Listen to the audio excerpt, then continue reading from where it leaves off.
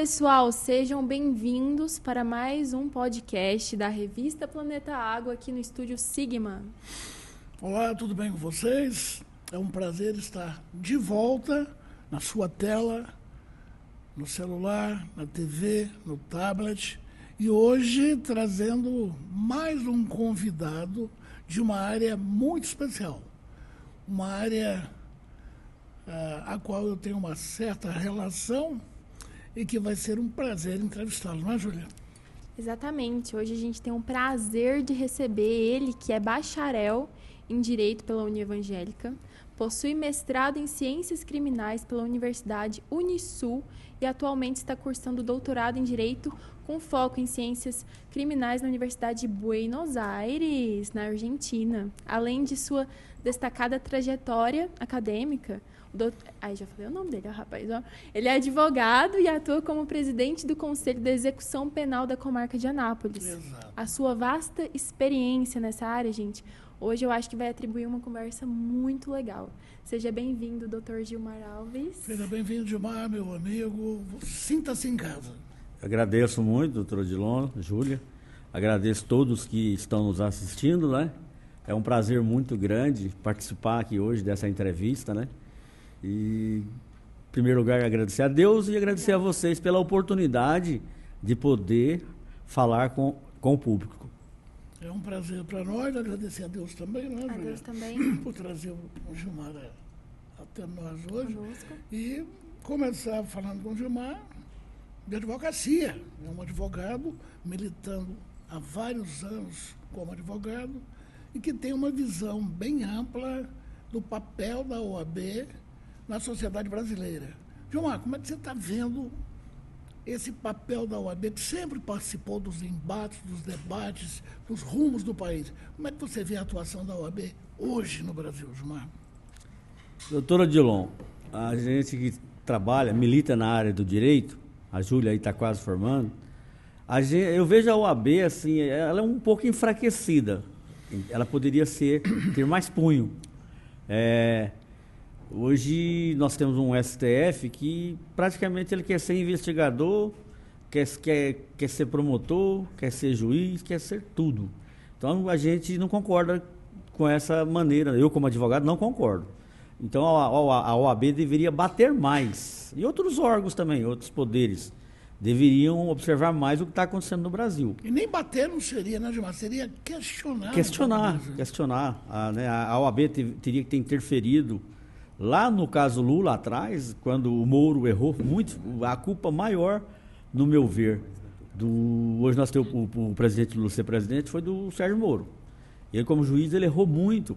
A OAB, naquela época, poderia ter interferido, não poderia ter deixado acontecer o que aconteceu, levar o Lula para a prisão antes da condenação transitada de julgado. Exato. Isso, ali que começou o estupim, ali que começou, se alguém hoje reclama do governo que nós temos, é porque começou naquele ponto ali do erro do juiz ainda, Sérgio Moro. E a omissão a OAB foi omissa. Também, né, a OAB foi, assim como ela hoje, ela é omissa, intervir, ela deveria intervir mais nas decisões do STF, de alguns ministros do STF e do STJ e do Tribunal Eleitoral também. Os tribunais superiores, né? Ela deveria intervir mais, igual ela intervém. A OAB hoje, municipal, e a estadual, ela age mais de que ela intervém, ela busca mais o direito de que a OAB nacional. E não poderia ser um pouco mais intensa essa liberdade das OABs, das seções e das subseções, doutor Gilmar?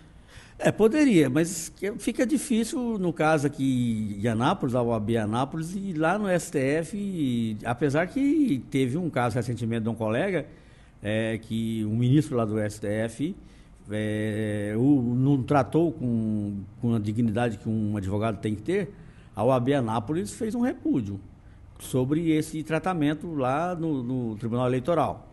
Então, de maneira que fica difícil para a OAB municipal, né, porque nós temos a OAB municipal, estadual e a nacional. É igual às outras câmaras. Então, de maneira que fica difícil o município intervir. Mas ela poderia questionar a OAB Federal. Questionou. Nesse caso, que aconteceu recentemente, aqui com um advogado, a OAB municipal, a nossa aqui de Anápolis, né, a subseção de Anápolis, ela questionou. Ela questionou lá a Corte Superior.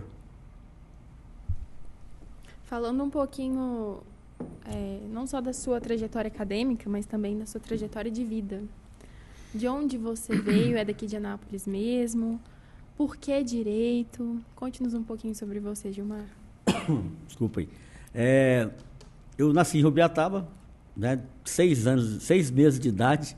Meu pai mudou para Anápolis, ele veio de Minas, mudou para Rubiataba, 6 meses vivemos para Anápolis. Né, eu nasci em 1961 e cheguei aqui com 6 meses de idade. Aqui. Fui o primeiro morador da Vila Formosa, um bairro enorme tem ali, mudando para Vila Formosa em 67. Fui para o Antecina Santana, foi a primeira turma, tem a placa, ela tem uma placa, tem o nosso nome lá. A primeira turma formada no ginásio do Antecina Santana foi a minha. Depois a gente foi para a base aérea, ficamos na base aérea 18 anos, foi para o Hospital do Câncer, eu era radiologista, não tem nada a ver com direito. Não. Fui para o Hospital do Câncer, fui para Santa Casa, só tinha o pronto-socorro da Santa Casa naquela época, trabalhando muito tempo. Hoje o que me ajuda nos tribunais do júri é o curso de enfermagem que eu fiz, é o curso de tecnólogo em radiologia que eu fiz, me ajuda muito, né, no tribunal do júri por causa dos laudos de exame cadavérico. Então, de maneira que quando a minha vida sempre está mudando. Aí não queria ser mais na área de saúde, fiz vestibular na União Evangélica, passei em 2000, formei em 2005 na União Evangélica. Da União Evangélica, certo dia apitando um jogo aqui no Jonas Duarte, que eu era árbitro de futebol. Também. Aí fui ser comentarista da rádio, uma rádio daqui de Anápolis. Aí a Cirlei Cândida estava apitando o jogo e ela foi presa em flagrante lá na hora do jogo. E ela era árbitra da FIFA. A partir daquele momento, eu tinha formado. Aí tinha pegado a OAB naqueles dias. A partir daquele momento, eu fui lá para a delegacia com a Cirlei. Quando eu cheguei lá, tinha televisão do mundo inteiro. Aquela Record, Globo, SBT, as rádios do Rio de Janeiro, São Paulo, japonês, australiano, porque a Cirlei ela era árbitro FIFA. Então a prisão dela em campo gerou uma polêmica. Aí eu fui para lá. Você já tinha ganhado alguma causa nessa época? A primeira causa minha. Primeira dele. É Deus mesmo. Aí eu já fui para a delegacia, dando entrevista, aquele tanto de microfone assustado.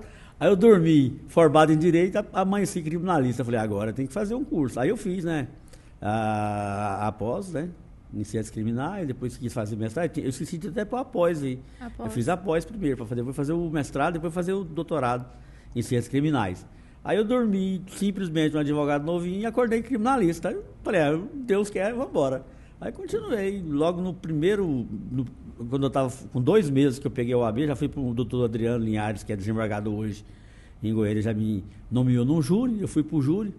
Ele já tinha feito um elogio para mim lá dentro da faculdade, que naquela época eu estava com carência de dativo, advogado dativo, defensoria pública, para fazer júri, e ele ia me nomear porque eu tinha dom, se eu passasse na OAB. Ele falou, dentro da faculdade para mim, o dia que nós fizemos um júri simulado na União Evangélica. Aí ele foi nomeando, eu fui fazendo júri. Hoje eu acho que eu aproximo 1000 júri. É poucas pessoas no mundo ou no Brasil que tem mais de 500 júri. Eu aproximo 1000 júri. Chegou o ano de eu fazer 130 júri, porque tinha um de manhã e um de tarde. Eu era muito nomeado, eu fazia muito júri dativo. E no júri você vai, ou você tem 2 caminhos. Ou você fala a mesma língua, tenta fazer o promotor acreditar em você e o juiz e os jurados, sem arrumar muita inimizade. O meu trabalho toda a vida foi esse. Não arrumar muita inimizade com o promotor, com o juiz. Porque se você vai bater demais no promotor, o promotor bate mais em você ainda. Se o juiz não sei lá, eu tenho essa cisma comigo. É como vizinho, então, um bom relacionamento, né? Um bom relacionamento. Toda a vida no judiciário, Respeitoso. aonde eu chego, tenho o maior respeito do mundo. Nunca tive problema com o promotor, com o juiz, com o fórum. Graças a Deus, só tenho que agradecer a Deus, e muito, Odilon, Júlia, porque eu chego no fórum, as portas se abrem para mim. Toda a vida foi assim. Muito bom. Parabéns, Gilmar. Então você disse que o criminal te escolheu. Foi o criminal. Você pensava em outra área? Né? Não, eu pensava em direito de trabalho, né? Eu tenho uma filha hoje, a doutora Gabriele, que fica lá no meu escritório na porta do fórum, né? Hoje eu considero para mim uma das melhores advogadas que existe no estado de Goiás na área trabalhista e previdenciária. E ela fez o concurso, a doutora Gabriele está lá, fez a faculdade, né? Na Raiz, uma excelente faculdade. E quando ela formou, pai, eu quero ser promotora. Aí ela sentou lá no escritório um dia, pai, eu posso vir para cá? Posso. Aí um dia nós estamos conversando, depois de 2 anos que ela estava advogando, ela falou, pai, eu fiz direito por causa de você, eu me inspirei em você. Aí eu enchi os olhos de lágrimas. E eu não quero ser promotora, não. Eu quero ser advogada. Aí hoje ela advoga lá no escritório. Muito bom. Você perdeu a grande chance de se tornar um grande árbitro da FIFA. Eu fui quase aspirante à FIFA. Eu optei Campeonato Brasileiro, né? Eu participei da semifinal, Ceará e Palmeiras, lá no Ceará. Eu fui presidente da Napolina também, em 2009. Aquele tempo eu lancei um time que ficou famoso no mundo inteiro, que era o time de R$ 500. Por que R$ 500? Era um salário mínimo. Eu, a Ailton, a dona Vânia, nós lançamos esse time para o jogador ganhar um salário mínimo. E a renda, a gente dava a renda para eles, tirava 40% para pagar as despesas. E no final da história, em vez deles ganhar um salário mínimo, eles estavam ganhando 3 salários mínimos e meio por mês. Era 3 salários mínimos por mês, 3,5 por mês. Porque a renda contra o Goiás, contra o Atlético, contra o Vila, dava grande, ia tudo para eles. E sempre eu falo um desafio nas rádios, lá onde eu dou entrevista, um dos presidentes da Napolina que não deixou nenhuma dívida, que não existe nenhuma ação na história, é a nossa diretoria, que passamos por lá. E eu bandeirei muitos jogos importantes. O Antônio Pereira bandeirei jogo do Cruzeiro, do Bahia, do Atlético Paranaense, do Corinthians. E vai indo. Conheci o Brasil, Goiás, na arbitragem também. Final de semana, estava de folga na base, estava apitando. Radiologista, depois se tornou estudante de direito, árbitro, né? Depois se tornou, o que mais, mano? Mestrando, doutorando de direito. Hoje advogado, empresário. Advogado e agora empresário. E me parece que você tem uma verve musical também, né? A gente faz o show, né, musical, a gente tem que correr na vida. O pessoal acha que eu sou até meio maluco. A gente faz muito show. A gente direto tá aí no Instagram, tá no Facebook, a gente postando, né, os shows que a gente faz. É uma live que vocês fazem? Uma live para jogar na internet? Não, eu só gravo e jogo depois. Nós né? nunca fizemos, sempre joga depois. Porque quem já viu tocar, vê que eu toco carrão com o pé e violão com a mão e canto com a boca. Então tem que fazer. E tem um pessoal, né? Tem uma dupla já, de 2 meninas novinhas que está cantando com a gente. Tem um cover do Eduardo Costa que canta com a gente também. E a gente, graças a Deus, toda semana tem um. Se quisesse cantar todo dia, cantava, mas não dá conta. Qual instrumento você toca, Gilmar? Eu toco violão e acarrão com o pé. Ao mesmo tempo? Ao mesmo tempo. O dom da música vem de onde? Tem alguém da família ou não? Eu era apaixonado na dupla Leandro e Leonardo. Eu não falo fã porque eu sou fã só de Deus. E era do meu pai, morreu. Então eu era apaixonado na dupla Leandro e Leonardo. O Leandro, para mim, é um dos maiores cantores que eu já vi, assim, de perto. E um certo dia, meu pai tinha um caminhão e tinha um candidato a prefeito aqui, que era o Demar, que morreu, o Demar Santino. Ele era candidato e eles contrataram o caminhão do meu pai pro Leandro e Leonardo cantar. E ele estava lançando a dupla naquele tempo. Rapaz, eu subi em cima desse caminhão e ninguém podia ficar em cima do caminhão. Eu segurei na grade do caminhão, falando, daqui eu não desço não, o caminhão é do meu pai. E fiquei pertinho da dupla. Aí eu comecei a ouvir eles e tal. Aí depois fui conhecer o Leonardo nos Jogos do Goiás, quando eu estava. E aí eu sei lá, foi começando a cantar e tal. Depois eu falei, peguei o violão, comprei uma revistinha e comecei sozinho. Aí depois fui para uma escola, aprender uns ritmos, né, umas notas. E eu sou apaixonado por música, eu gosto de música. Eu chego numa festa hoje, que é a idade que eu tenho, nas festas da OAB, eu danço funk, eu danço rock, música lenta, o que vinha nós dançamos. Eclético. Olha, ele com Jesus, hein, Júlia? Vixe. Avô também.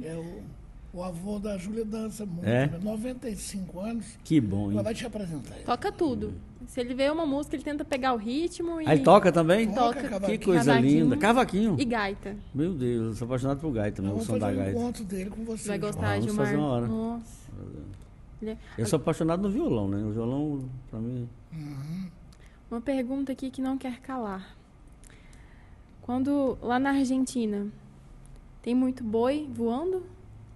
Boi? Não. Buenos Aires. Buenos Aires. Essa não podia guardar não, Gilmar. Tem muita... Eles são um povo diferente, né? Mas por que Argentina para fazer o mestrado? Não existia no Brasil. Não existia? Na época, né? Não tinha. Foi qual época? Já tem 5 anos, 7 anos. 7 anos atrás. Para se adaptar com a língua, foi difícil? Os professores lá, eles falam portunhol. Portunhol. Eles falam portunhol. Os professores lá são os mesmos que dão aula na Europa. São grandes professores. E eles dão aula no Brasil também, nas universidades. Eles vivem no mundo. Agora, né? Não, naquela época também Naquela dava aula nas universidades de Direito, de mestrado, e dava aula. Então eles falam muito bem o português. Aí eles misturavam a gente e assim, parece que tem uma tendência a entender que eles estão falando em espanhol. Quando falam em espanhol, hoje eu tenho a facilidade de entender um pouquinho o espanhol pelo fato de ter conhecido lá, né? E lá é uma mistura, né? Minha sala tinha aluno da África do Sul, tinha aluno do Paraguai, do Uruguai, da Bolívia, Estados Unidos, Japão. Tinha aluno de todos os lugares do mundo. E era somente presencial, Gilmar? Presencial, tinha que ficar lá um mês lá e 6 meses no Brasil fazendo as monografias. Aí lá você faz uma total de... Aqui na Univangélica eu fiz uma. Lá é 15 monografia. Aí você vai acostumando, sei lá, vai entrosando e chega tem um pessoal da África que fala português, tem um outro país lá que eu esqueci agora, fala português também. Aí você vai aproximando mais daqueles que falam a sua língua. Aí depois eles vão explicando o que significa aquilo, como é que escreve aquilo. No início você dá uma misturada, principalmente você volta para o Brasil, até hoje, de vez em quando eu vou escrever aqui, aonde tem que pôr uma letra, põe uma outra, porque em espanhol é diferente. Mas... Conseguiu. Mas... O J tem som de R e tal, esse tipo de coisa, né? Mas você vai acostumando, né, com o idioma, com as pessoas. Assim, se eles conversar rápido perto de você, aí acabou. Aí você não entende nada. Mas se ele falar devagar, né? Planta baixa. Aí chega lá o cara, planta baixa. Aí você sabe, planta baixa. Mas hoje com o planta celular... baixa, o andar de baixo lá, o térreo do fórum, lá, né?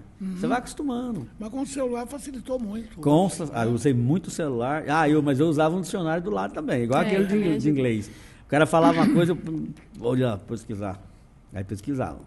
A gente estava falando muito das múltiplas funções do Gilmar, mas não falamos sobre a associação lá do presídio, né, Gilmar?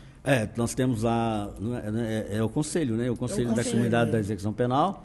Ele é previsto, né, na lei da execução penal. E o conselho ele cresceu muito de alguns tempos para cá, porque ele passou a fazer parte da execução penal. Ele passou a fazer parte do Conselho Nacional de Justiça, do CNJ.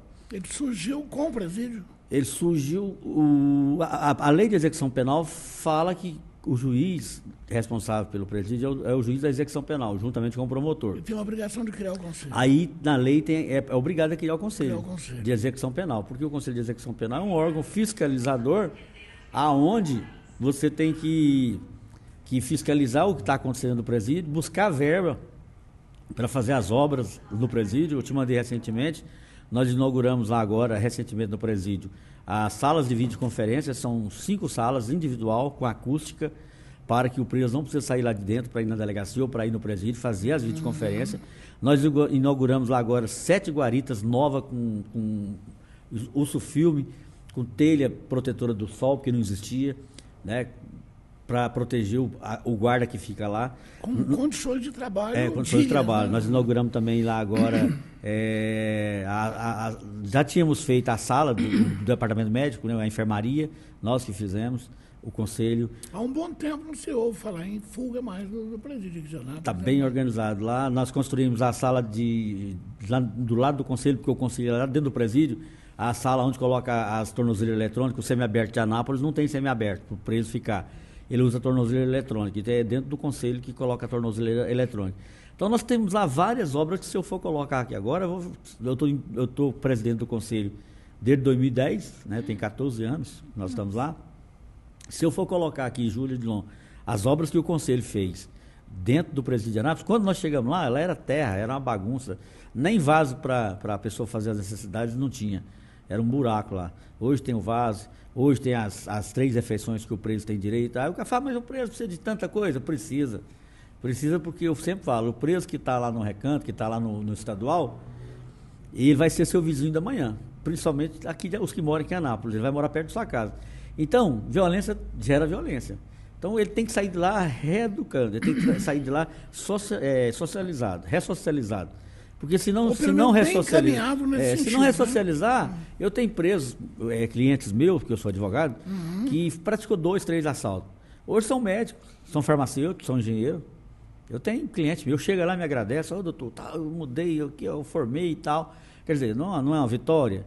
É réu, mano, permanecer no erro é burrice, né? Sempre eu gosto de usar esse ditado.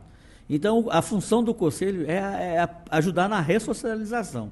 Se você entrar no presídio de Anápolis hoje o presídio de Anápolis é um dos melhores do Brasil. Os dois presídios. Se você entrar lá hoje, você vai ver que é um dos melhores do Brasil.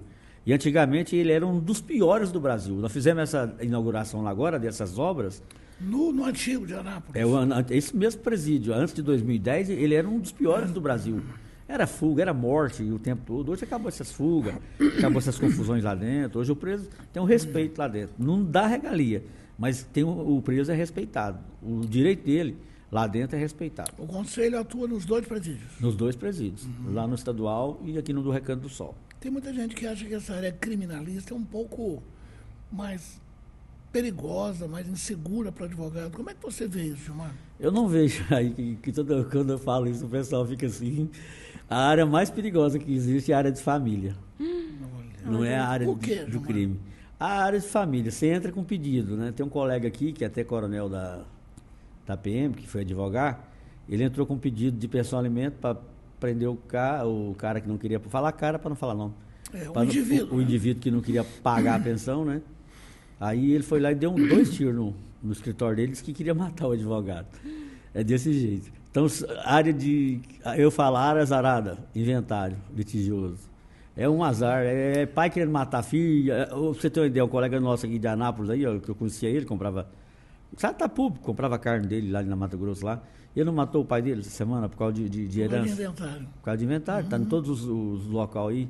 E eu conhecia, conversava com ele, ia lá no açougue dele, nunca imaginava que ele teria condições. Agora que eu vi hoje, eu assustei. Foi preso, né? Ele está preso. Está preso. Então, de maneira que a área inventário é uma área de azar e perigosíssima. A área de família, onde mexe no bolso da mãe ou do pai. Ou no sentimento, né, João? Ou no sentimento. Rapaz, é muito perigoso a área de família. E a área criminal é também, mas você sabendo levar... Nossa, todo mundo tossindo, né? Você sabendo levar, vai embora. A umidade do ar está muito baixa. Está baixa. E falando muito. Mas você falou em área mais perigosa e tal. E a área menos perigosa, mais tranquila, seria o quê? Tributarista? Alguma coisa previdenciária? Trabalhista, previdenciário, que é uma área super tranquila, previdenciária, uma área boa, porque para quem conseguir subir, crescer, né? A advocacia está passando por um transtorno violento agora. Foi criada a Defensoria Pública em Anápolis agora recentemente, e os advogados recém-formados, aqueles que têm que começar de baixo, igual eu comecei, eu trabalhei muito com um dativo, igual eu falei para você, eu devo ter estou chegando quase 1000 júri, eu devo ter feito uns 250 contratados. 750 foi dativo. E ganhava 6 OHD, era na mixaria, mas ganhava 6 OHD, na época era R$50, era 300, R$400 num júri. Mas sempre pagando com atraso. Mas sempre pagava com atraso. Agora hoje está até em dia, mas está até pagando mais rápido hoje, que vai estar diminuindo. Então, de maneira que a advocacia está tomando está muito preocupada por causa dos honorários dativos que a maioria recebia. Então, o advogado hoje está passando, alguns vão começar a passar dificuldade, porque não está recebendo mais o dativo. Então, vai ter que se virar, vai ter que trabalhar. Mais o dativo, porque... Não, porque a defensoria começou a assumir todos os casos, não está nomeando mais. Os meus júris, eu estou perdendo aí mais ou menos uns 50 júris. Eles estão tirando de mim e passando para a defensoria. Só que eu estava analisando, a gente senta para analisar, né? De maneira que agora está dessa maneira, mas eu tenho certeza que vai mudar. A defensoria não vai suportar, porque é muita gente que não tem condições de pagar a justiça, vai precisar da justiça gratuita e automaticamente a defensoria vai chegar uma hora que vai abrir o bico, falar, não dou conta. Nós não dá conta, nós estamos sobrecarregados, não damos conta. Igual o juiz, quando tem processo demais. Então o juiz vai ter que começar a nomear dativo de novo. E o quadro da defensoria hoje é grande? Aliás, me perguntaram, a segunda pessoa que me perguntou isso hoje, que eu estava comentando com um colega, eu queria até saber, eu vou procurar saber, uma curiosidade minha, para saber quantos defensores públicos que tem em Anápolis. Eu acredito que não. Eu acredito que não. O Estado não vai colocando. Ele põe juiz, reduzido, põe juiz aí. Nós temos um juiz aqui em Anápolis que tem 250 mil processos da Fazenda Pública Municipal. Absurdo. Tem juiz aí com 20 mil processos, 30 mil processos. Doutor Chega a Gilmar, ser desumano. doutora Júlia, e qual é a mais fácil para você do direito, que você acha que seria uma área boa de atuar? Aí, trabalhista. Trabalhista. Concorda, doutor Gilmar? Concordo, ela é uma área boa, o retorno é rápido, né? E é uma área um pouco diferente. Ela é um pouco diferente do fórum trabalhista, é diferente do fórum judiciário, do TJ. Eu trabalho com tributário. Eu vejo assim, eu digo, cashback é grande, dependendo da ação, mas demora. O tributário. E aí as reformas que acontecem, você tem que estar ali acompanhando. É complicado, não é fácil não. Mas saindo um pouquinho desse âmbito jurídico, você gosta de café, Gilmar? Gosto. Eu vou até tomar uma água. E agora, a área que realmente não dá retorno algum, que é difícil, é complicadíssimo, é da execução penal. Execução penal. Execução penal. O preso foi preso. Sai a sentença. Transitou e julgada a sentença. Aí começa a outra fase, da execução penal. Desce para a 4ª vara criminal, que é a vara da execução penal, a qual eu pertenço, presidente do conselho. Ali o processo, ele vai ficar 18 anos preso. Você só recebe os honorários da ativo no final do processo. Agora imagina eu daqui 18 anos recebendo. Aí teve um certo dia lá que eu cheguei na doutora Lara e falei, doutora, eu tô fora. Vou mexer com isso aqui mais não. Arruma outras pessoas mais novas para mexer, não tem paciência não. Do processo. Não é uma coisa. Nós temos aí hoje 760 presos, eu acho, no Recanto. Lá em cima 350. Desses 760, tem 30 presos que têm advogado constituído.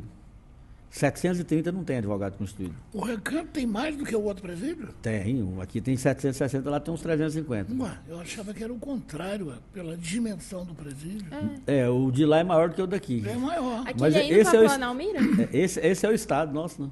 Aquele presídio lá em cima não era para ser o que era hoje. Nós brigamos demais na época, mas aí os deputados fez uma lei lá na calada da noite e transformaram em presídio estadual. Tinha que ter feito outro presídio estadual.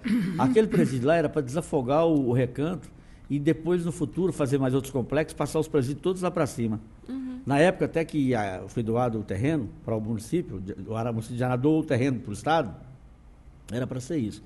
Só que aí o Estado deu uma rasteira em Anápolis e trouxe os presos de Aparecida, que tinha acontecido uma rebelião lá em Aparecida. Foi. Aí trouxe os presos de Aparecida para cá. Eu me lembro. E agora está acabando de construir o de Aparecida? Não, daqui. Lá está fazendo outro lá. Outro presídio? O anexo lá. Uma ala, né? Fazendo uma ala lá do lado. Lá no estadual.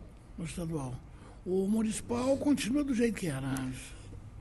Na verdade, todos dois é estadual. Eles criaram um presídio estadual de segurança máxima, que é o de Anápolis, Formosa, Brasilinha lá, Planaltina de Goiás. Uns 5 presídios. Parece que tem um Jataí ou Rio Verde. Aonde fica? Vamos supor, os presos de maior periculosidade de Anápolis. Vai para Formosa, vai para Planaltina de Goiás. E o contrário, O de lá vem para cá. Entendi. O de Aparecida veio para cá. Dessa seguinte maneira. Agora está fazendo mais essa ala aqui. Aí essa ala é para levar mais presos para lá, né? Parece que é 160 vagas. A logística do presídio do Recanto é correta? Não sei se tem alguma coisa que fala que tem que ser afastado das casas ou não.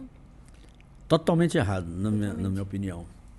Antigamente, agora, até o doutor Dilon comentou, antigamente havia fuga, saía tiro, as crianças saindo do colégio e a bala passando perto deles. Então, quer dizer, é totalmente fora. Aquele presídio ali, ele teria que ter saído dali. Ali o máximo que poderia ser um semiaberto. A pessoa sair para trabalhar e ia para dormir lá. Ou um feminino, sei lá, ali não teria que ter presídio ali. Ali ficou dentro da cidade. Presídio dentro da cidade é muito perigoso. Muito perigoso. Imagine se houver um dia algum problema lá dentro, uma rebelião. Mas do outro presídio a cidade está crescendo, já está começando a ficar dentro da cidade também. Não, lá não está ainda não, está bem distante ainda. O Promissão está ali, o Chácara. E teve eles criaram um bairro lá em frente ao presídio, né? Aí o Ministério Público entrou, né, para impedir que se tornasse bairro. Principalmente que lá, segundo o Ministério Público, lá é zona rural, não é zona urbana. Então não poderia construir bairro. E o bairro que eles fizeram lá foi sem qualquer infraestrutura. Aí o Ministério Público embargou, tem essa ação na Justiça, aí não se constrói. Já construiu, começaram a construir algumas casas lá, mas a Prefeitura vai e joga no chão. Mas tem residências, tem gente? Não existe residência lá perto. Não está habitado não, né? Não tem. Nem na frente, nem atrás, nem dos lados, não existe residência ainda. Agora, não tem como não fazer essa pergunta para o doutor Gilmar. O senhor é a favor ou contra a saidinha? Anápolis não tem saidinha. Nunca teve, porque não tem semiaberto. A saidinha é só no semiaberto. Só no semiaberto, mas o Brasil tem. Tem, em todos os lugares tem. Você é a favor, doutor Gilmar? Eu tinha que fazer. Eu sou a favor da lei. Na lei está falando que tem que ter, tem que ter. Se tirar na lei, quem vota a lei é o Congresso. Se na lei tem, eu sou a favor. Se na lei não tem, eu sou contra. Na lei não tem mais, foi aprovado. Pois é, agora então eu sou a favor. Então o senhor está com a lei. Estou com a lei, eu ando na lei. Advogado tem que trabalhar com a lei. Claro, é o alicerce ali, né? Mas na sua opinião, a saidinha era positiva, doutor Gilmar? Não, era negativo. Falando como ser humano. Como advogado é um, agora como ser humano. Estou brincando, gente. A opinião minha, assim, como pai, como. Aí, no caso, dava muito problema. Muito problemas. Tinha gente que não voltava, o cara já saía cometendo outros crimes. Então, se ele pegou a pena, tem que cumprir. Senão não é justiça, né, doutor Gilmar? Nós temos lei falha, somente a Lei Maria da Penha, eu acho totalmente falha. Totalmente falha a Lei Maria da Penha. Eu sou contra essa Lei da Maria da Penha. Aí todo mundo falando, então, mas você é doido? Eu falei, sou. O cara que comete um crime aqui, vai na delegacia, paga uma fiança, ele está livre no outro dia, ele vai lá e mata a mulher. É dessa maneira que acontece. Ele é motivado a fazer isso. Que acontece no Brasil. Né? Então não adianta. Esse negócio de prender e pagar a fiança, ou você prende ou você não prende.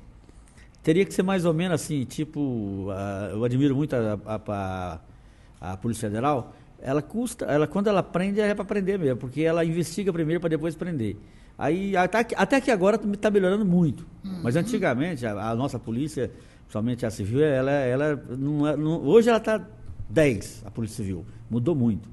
Chegou muitos profissionais competentes da Polícia Civil. Mas ela prendia para depois investigar. Era assim que ela estava fazendo. Agora a PRF fazia o contrário, desde o início. Ela investigava para depois prender. Que é o certo fazer. Certo. Agora, se prende uma pessoa que agrediu a mulher, que bateu na mulher, então põe tornozeleira nela, põe tornozeleira, o aparelho na bolsa da mulher, que a lei prevê isso aí, e põe a tornozeleira no cabra. E monitora isso. E monitora, porque se ele aproximar, vai lá e prende ele. Mas não tem esse aparelho. Então, para fazer isso... E a tecnologia está tão avançada... Então, você prende, aí revolta mais o cara, e o cara acha que é dono da mulher, que ela é objeto dele, vai lá e mata. Está acontecendo isso aí direto, vai lá e bate de novo. E a progressão de pena, doutor Gilmar? A progressão de pena aqui, para nós aqui, progride com tornozeleira. Até que agora está tendo bastante tornozeleira, mas antes não tinha. Aí era a festa, né? Agora está tendo tornozeleira, ele progride, coloca a tornozeleira nele. Se ele descumprir, antigamente também não ia preso, agora vai preso. Se ele tem alguns clientes presos aí porque descumpriu, porque 7 horas em casa, 6 horas sai para o trabalho, final de semana em casa. Se tiver... E ela entrega mesmo. Se saiu fora daquele horário, vai acusar lá no sistema lá. Aí a juíza está decretando a prisão de quem está descumprindo o cumprimento da tornozeleira. Voltando a falar, a gente tem um patrocinador aqui, Gilmar. Nosso café aqui, Café Sálvio. O senhor toma com açúcar ou sem açúcar? Com adoçante. Adoçante, ó, o grupo da adoçante. Então, aqui, ó, você que toma com adoçante, sem adoçante, com açúcar, sem açúcar. Você que é flex também, esse café aqui é especial para você. Café lá do sul de Minas, nosso patrocinador. Temos também o Compensados Anápolis, aqui no QR Code aqui em cima também. Acesse o site, muito fácil, através do celular. Abre na câmera, já acesse o QR Code e também lembrá-lo para curtir o vídeo, comentar, se inscrever no canal e ativar o sininho para receber as próximas notificações, para receber os próximos podcasts. Voltando aqui, Gilmar, você que tem uma vasta experiência em tribunal de júri, em lidar com essas situações. Tem algum momento específico marcante da sua vida em relação que você possa compartilhar conosco? Um caso, assim. Tem. Deve ter vários Tem, casos. tem com vários, certeza. tem vários. É porque foi muita coisa, mas tem um que marcou demais. Eu fui nomeado para um júri, na hora que eu cheguei no balcão da escrivaninha, eu senti um cheiro de vela, me arrepiei no balcão da escrivaninha. E eu tinha um juramento, eu fiz um juramento que se eu passasse na OAB, né, eu ia ser dativo, igual o Adriano tinha falado para mim, e eu não ia negar nunca um processo. Todas nomeações, eu nunca ia rejeitar nenhuma nomeação, e nunca rejeitei nenhuma. E nomearam eu na terceira vara, a doutora Edna, uma grande juíza. Aí nomearam eu peguei esse processo e levei para casa. Quando eu comecei a olhar as fotos, eu passei mal. Eu já estava com uns 5 anos já fazendo júri. Eu passei mal, porque foi um caso de uma criança que morreu e a mãe dela. Uhum. E feio demais, pôs na cisterna, pôs fogo, curso esquartejou e tal. E eu fui comodativo naquele processo. Aquele júri me marcou. Aí a pessoa fala, mas aí depois teve um também de uma criança de 6 anos que ela foi estrupada pelo padrasto, que era tio dela, até aos 9. Daí pegaram ela lá um dia num lote aqui em Anápolis, com as mãozinhas queimadas. Aí a polícia perguntou que ela estava funcionando, falou que era porque a madrasta dela tinha posto fogo na mão dela, que ela estava comendo pão demais. Ai, meu Deus. Aí esse também, eu fiz chorando, fiz as perguntas, foi com a doutora Ana Cláudia, essa aqui agora saiu na televisão, deu uma entrevista agora esses dias, tá ali Aparecida, me nomeou, eu fiz esse júri. Aí todo mundo pergunta, mas por que você fez esse júri? Por que você fez júri? Não, essa ação, aí no estupro foi uma ação, né? Aí eu fiz por quê? Porque se eu não fizesse, a própria doutora Ana Cláudia me chamou e falou, doutor, vou nomear o senhor por esse crime bárbaro aqui. E se o senhor não pegar, é o último que eu estou conseguindo. Eu vou ter que soltar ele, já deu excesso de prazo. Falei, não, doutora, pode nomear, estou dentro. Aí nós fomos, ele pegou 13 anos, já cumpriu, já saiu, não sei cadê mais, nunca mais vi. Mas eu fiz a minha obrigação, defendi ele, entendeu? Aí, com o intuito até de ver que, não que torcendo que a pena seja alta, não, o direito da justiça, de condenar. Eu defendi ele para ele ser absolvido. Pagar pelo que ele eu fez. Eu pedi, né, a absolvição dele. Uhum. Mas no final ele foi condenado. Eu sabia que ele não ia ser condenado. Quando eu pego um processo, doutora Odilon, Júlia, eu já vejo ele lá no final o que vai acontecer. Eu já sei o que vai acontecer lá no final, entendeu? Eu sempre procurei viver na verdade, sempre trabalhei de porta aberta. Nunca quis mentir para meus clientes. Já cheguei a ter quase 1000 processos em andamento, com os dativos e os contratados. Hoje eu devo ter mais ou menos 100 e poucos processos ainda em andamento.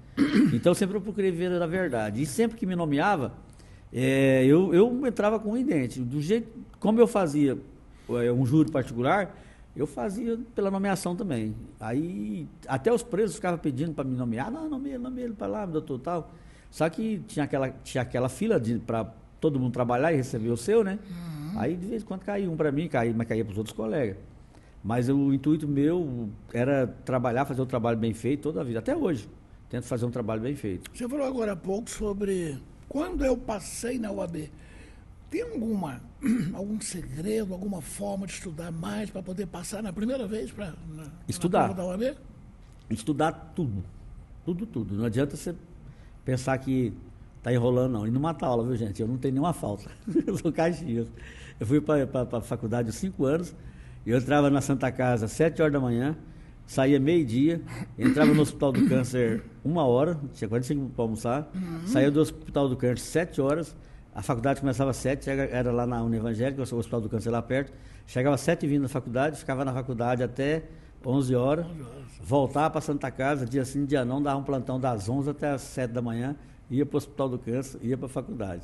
Foi 5 anos assim. 5 anos assim. E passou na primeira prova? Aí, quando eu estava de folga, eu estava estudando, estava lendo, eu li os códigos seco, todos os códigos, eu li eles 2 vezes, do início ao fim. Eu fiz, para me fazer a prova lá, eu fiz 100 petição à mão, antes da prova, na semana, antes eu tinha feito muito. Fazia na mão mesmo, não era no computador não, escrevendo, copiando. Para treinar mesmo, senão não dava conta. Aí quando eu cheguei lá e caiu muita coisa que eu sabia, graças a Deus deu certo. Qual área? Tive que fazer duas vezes OAB, fazer lá no Tocantins, porque aqui a prova era de ano em ano, 2 anos, e lá estava faltando advogado, era de 6 meses. E eu queria, porque queria que eu tinha saído da Santa Casa do Câncer, né? E eu estava trabalhando, e tinha uma colega assinando comigo, aí eu queria assinar. Aí eu fui lá no Tocantins, fiz. Lá eu fiz direito comercial, não tem nada a ver. Aí depois aqui eu fiz criminal. Na Uni Aí Evangélica. caiu o habeas corpus preventivo. Na Uni Evangélica. Não, Não, na prova da OAB aqui. da OAB aqui em Goiás. Aí Na prova da OAB. É, Da segunda a habeas fase. corpus preventivo. Eu tinha feito uma peça, naquela semana, tá? Sorte de novo. Nossa. Naquela semana eu tinha feito uma peça para um vereador aqui, que era suspeito de um homicídio, e eles estavam querendo prender ele. Aí eu fiz esse habeas corpus para ele, de preventivo, tinha me contratado. Aí caiu na prova. Eu fiz o habeas corpus que eu tinha feito para ele. Aí deu certo. Mas a graduação foi na Uni Evangélica. Foi, bacharel em Direito foi na Univangélica, 2000. Perfeito. Eu queria... Tem mais alguma pergunta? Eu queria saber se você tem algum conselho para os jovens que têm o desejo de ingressar na área do direito. Não só em Exatamente. criminal. Eles querem iniciar o curso, você tem algum conselho para eles? Primeiro eu vou falar do futebol, só um pouquinho. O Luciano, que joga no São Paulo, Que é daqui de Anápolis? que é de Anápolis, quem revelou ele foi eu, É do 2009. Recanto do Sol. É Recanto do Sol. Nós revelamos o Luciano. Ele é parente Aí, de um ex-jogador. aí ele foi pro Atlético, o pai dele jogava melhor que ele. Quem era o pai dele? Eu esqueço o nome dele, mas jogou amador aí. Aí ele emprestou pro Atlético, o Atlético na época de 2009 ficou maluco com ele, foi pro Atlético, do Atlético foi para São Paulo. O Luciano, a primeira ficha do jogador Luciano, joga no São Paulo, a assinatura tá lá, Gilmar Alves dos Santos, presidente da Anapolina. Nós encontramos aquele menino jogando bola na rua, levamos numa peneirada, eu peguei ele numa peneira que eu fiz lá no Zeca Pugliese. Então ele passou Ele pela passou, Anapolina? passou. Ele jogou no meu time de sub-14. Aí eu pus ele para jogar no sub-18 lá em Nerópolis. Aí o Atlético tinha um olheiro lá, ficou louco com ele na época, levou ele. E voltando na pergunta que você fez E do ele direito. briga, né? Ele é um cara... Tem garra, tem disposição e briga pelo time, né? Briga. Você viu? Fez gol agora recentemente, é um bom jogador. Naquela época ele já era bom jogador. E no direito, No direito. é o seguinte, estudar, gente. Estudar. Se não estudar e, como dizer, viver na verdade e estudar, porque se não estudar não vai passar na OAB. Se voltasse no tempo, você faria direito novamente, uma? Ou Se faria voltasse no tempo, eu faria o que se eu tivesse a condição financeira que eu tinha. Eu passei no vestibular em 2000, né, eu voltei a estudar. Eu fiz outro segundo grau. Em 98, eu fiz vim aquele intensivão, os 4 períodos, aí eu fiz outro segundo grau.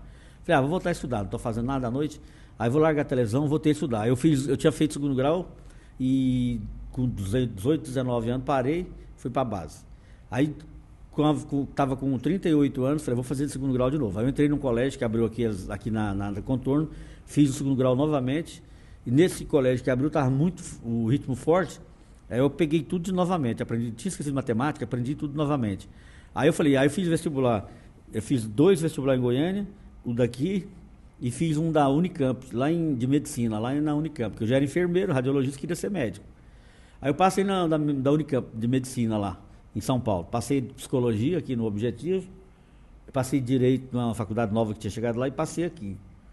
Estava trabalhando nos dois hospitais. Eu tinha 3 filhas. Falei, como é que eu faço? Medicina, descartei. Era R$ 3.400 o curso. Direito, R$ 240 naquela época, em 2000. Aí eu falei, o direito eu dou conta de fazer. Já que queria ser doutor mesmo, vai ser doutor advogado. Aí eu entrei na faculdade daqui Mas o direito. sonho era medicina. O sonho era medicina. Se eu voltasse atrás, eu faria medicina.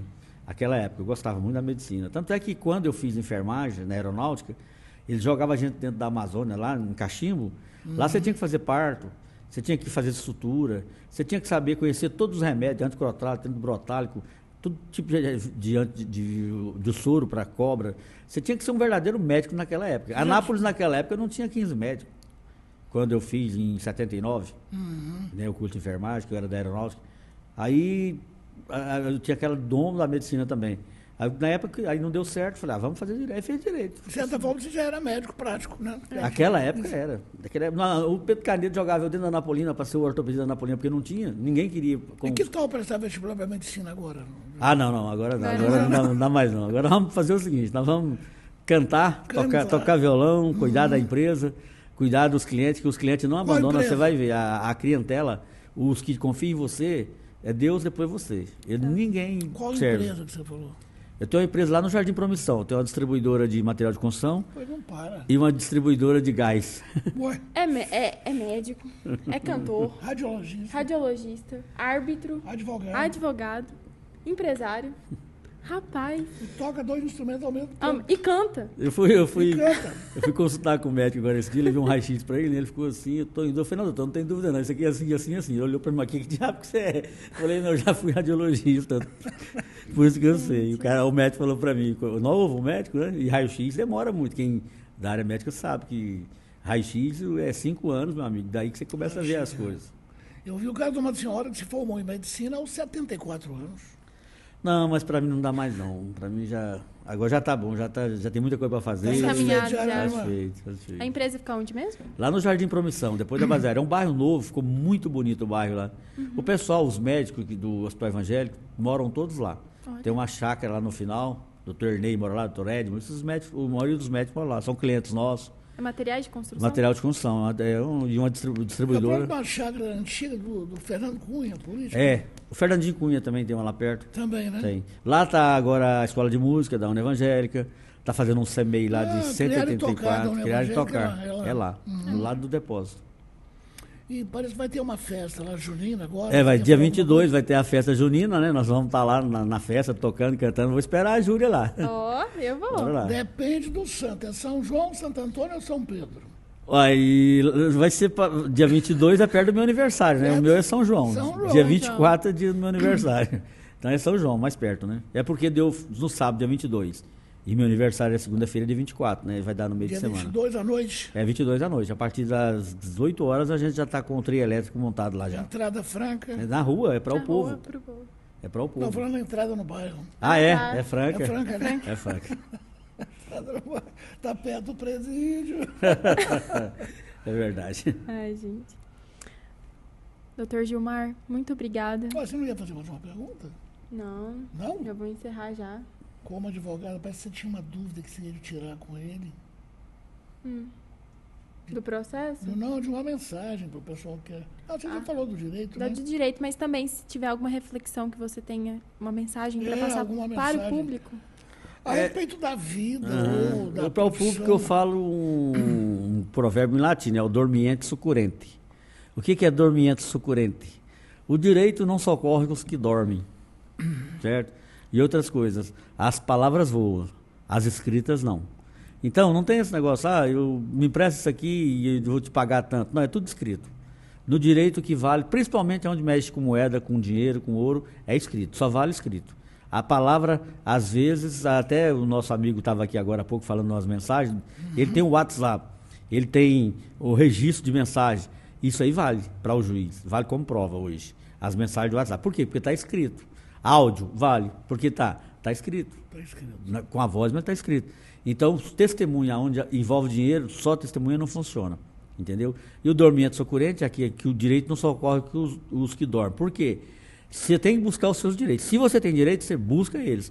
Agora, se você dormir, vai prescrever e você não vai ter mais direito. E Vai perder o seu direito.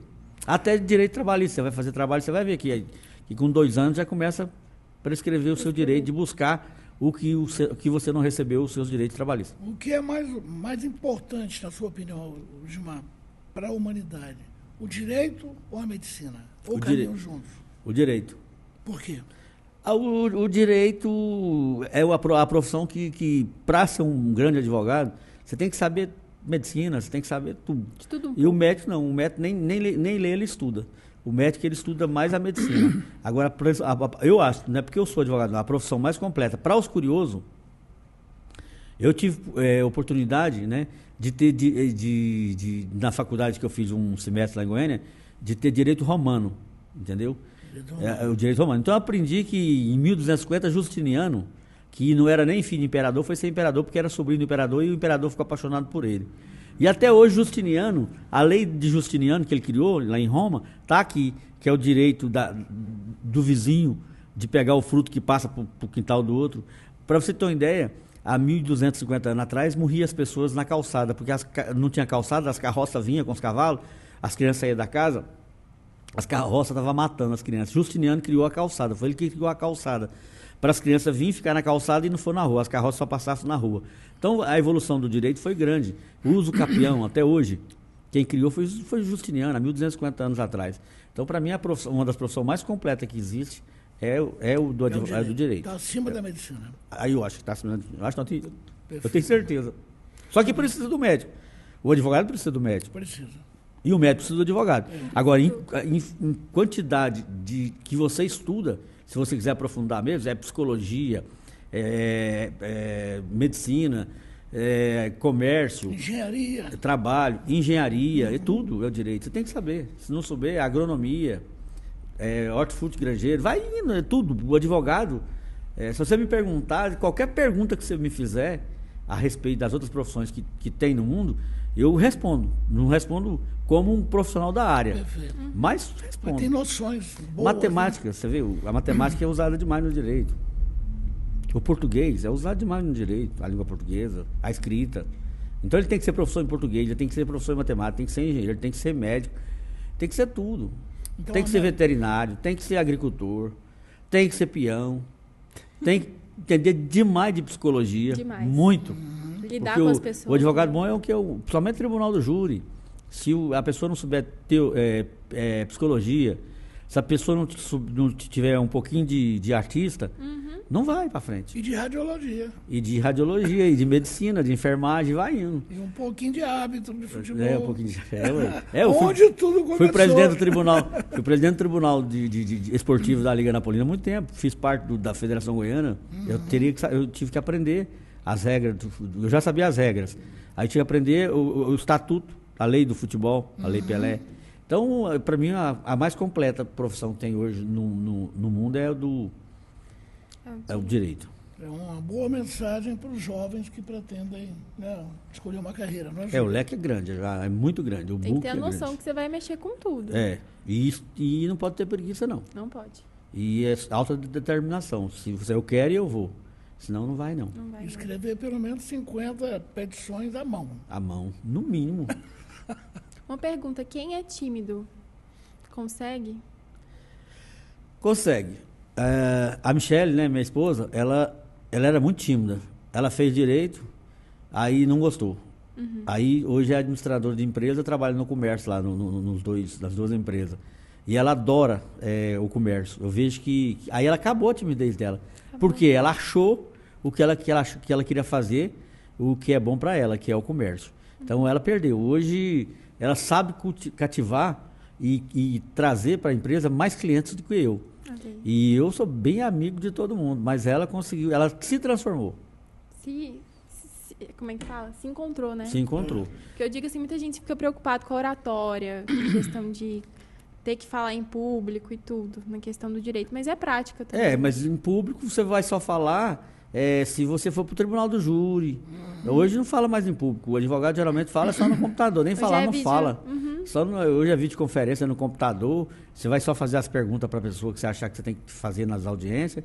Aí tu vai fazer a defesa escrita, vai fazer a contestação, a impugnação, as peças do direito. Você vai fazendo, você vai aprendendo, e você vai desinibindo. Na própria faculdade, você já começa a perder, desinibir, né? Para a profissão.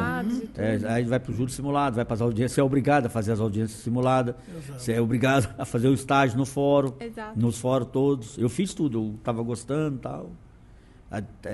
Você vai achando o caminho, se você quer fazer. Agora, o direito tem muitas vertentes, Tem muitas vertentes. Agora, você tem que procurar fazer o que você gosta, em primeiro lugar. Né? Mesmo que seja um concurso público e não advogado? Mesmo seja um concurso público.